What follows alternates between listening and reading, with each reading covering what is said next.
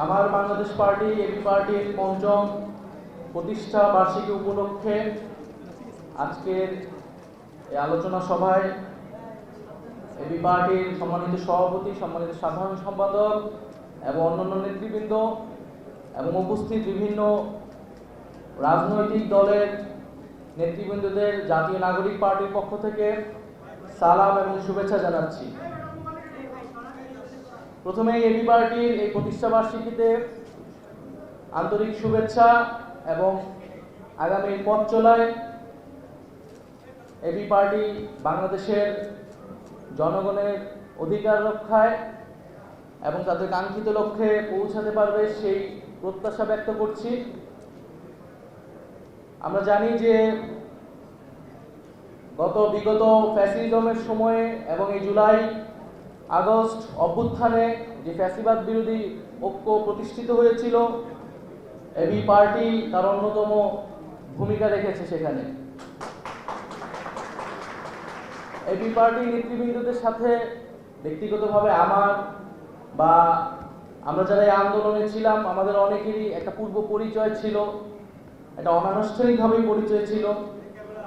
যেই কয়েকটা রাজনৈতিক দল, ফ্যাসিবাদ বিরোধী দল আমাদের বিশ্ববিদ্যালয়গুলোর ছাত্র আন্দোলনগুলোতে ভূমিকা রাখতো নানাভাবে, সামনে থেকে পিছন থেকে প্রত্যক্ষ পরোক্ষভাবে, এবি পার্টি তার মধ্যে অন্যতম।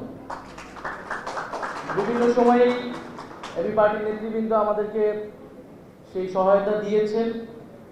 আরো অনেক বিভিন্ন রাজনৈতিক দলই আমাদের গত 7-8 বছরে আমাদের বিশ্ববিদ্যালয়ে যে ফ্যাসিবাদ বিরোধী ছাত্র আন্দোলন সেখানে ভূমিকা রেখেছে।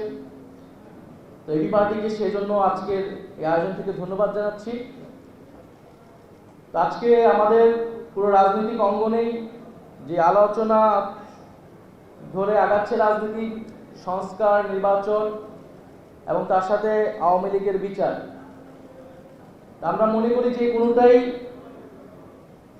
একে অন্যের থেকে বিরোধী নয়, বরং এই তিনটার সমন্বয়ে বাংলাদেশের এই যে পরিবর্তন, গণতান্ত্রিক রূপান্তর, সেটি হওয়া সম্ভব। 5ই আগস্টে বাংলাদেশের জনগণ আওয়ামী লীগের বিরুদ্ধে একটি রায় দিয়েছে যে আওয়ামী লীগ বাংলাদেশে আর কখনোই রাজনীতি করতে পারবে না। ফলে আমরা যখন বলি জনগণ সিদ্ধান্ত নেবে আওয়ামী লীগের ব্যাপারে, জনগণ সিদ্ধান্ত নিতে পারে দুইটি উপায়, একটি ভোটের মাধ্যমে, একটি রাজপথে তাদের অবস্থান জানান দিয়ে গণ অভ্যুত্থানের মাধ্যমে। একটি যখন গণ অভ্যুত্থান হয়েছে, সেই গণ অভ্যুত্থানে মুজিববাদকে, আওয়ামী লীগকে বাংলাদেশের জনগণ অস্বীকার করেছে এবং জনরোষে সেই ফ্যাসিস্ট সরকারের নেতৃবৃন্দকে দেশ থেকে পালাতে হয়েছে। এরপরে আওয়ামী লীগ বাংলাদেশে রাজনীতি করবে কি করবে না এই আলোচনায় আসলে আসতে পারে না। আমরা মনে করি আওয়ামী লীগের সেই নৈতিক ভিত্তি, রাজনৈতিক ভিত্তি হারিয়েছে। এখন তার আইনি বন্দোবস্ত কি হবে, কোন প্রক্রিয়ায়, কোন আইনি কাঠামোতে আমরা আওয়ামী লীগকে বাংলাদেশের রাজনীতি থেকে দূর করতে পারি এবং একটি গণতান্ত্রিক প্রক্রিয়ায় যেতে পারি, সেই বিষয়ে আমাদের সেই পথ আসলে উত্তোলন করতে হবে। তো সেই জায়গায় আওয়ামী লীগের নিবন্ধন বাতিলটা এই সময় অতি দ্রুত সময় আসলে করা উচিত। বিচার চলাকালীন সময়ে সাংগঠনিক রাজনৈতিক কার্যক্রম নিষিদ্ধ ঘোষণা করতে হবে এবং বিচারের মধ্য দিয়ে আওয়ামী লীগের একটা চূড়ান্ত ফয়সালা হয়তো আমরা পাবো। দ্বিতীয়ত, সংস্কারের কথা সকল রাজনৈতিক দলগুলোই বলছে। আমরা বলছি যে একটা মৌলিক সংস্কারের জায়গা আমাদের ঐক্যমত হতে হবে, যেই সংস্কারের মাধ্যমে শাসন ব্যবস্থা এবং ক্ষমতা কাঠামোর পরিবর্তন হতে পারে। সেই মৌলিক সংস্কার যদি না হয়, তাহলে বাংলাদেশের আসলে যেই আকাঙ্ক্ষার জায়গা থেকে এই পরিবর্তন, সেই আকাঙ্ক্ষা আসলে বাস্তবায়িত হবে না।